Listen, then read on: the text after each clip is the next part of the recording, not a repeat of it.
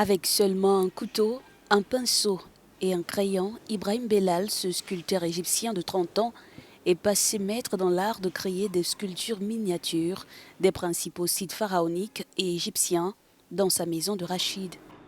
La taille des crayons sur lesquels Bellal travaille varie de 0,5 mm à 5 mm maximum.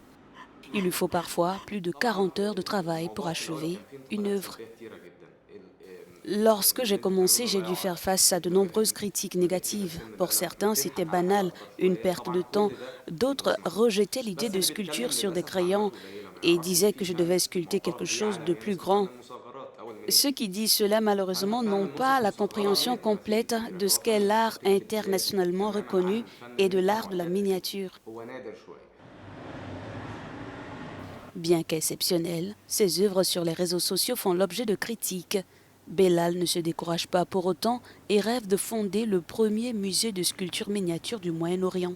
Pour cela, il passe des heures devant le microscope visualisant ses pièces phares. Les sculptures de Bellal vendent des modèles pharaoniques, entre autres le masque de Toutankhamon, la tête de Néfertiti ou encore la statue d'Amenhotep III. Grâce à ces figures, l'artiste égyptien retrace l'histoire contemporaine de son pays et de certains pays arabes. Le matériau sur lequel je sculpte doit avoir des plombs de qualité les plus purs et cela n'est disponible que dans les grandes enseignes. Et le plomb doit être aussi lisse, sans impurité pour que la statue ne soit pas détruite. Ce que l'on ne voit pas à l'œil est énorme au microscope. Bellal a été initié à cette forme d'art par hasard après 20 tentatives infructueuses. Il a réussi à sculpter sa première pièce en forme de petit cœur.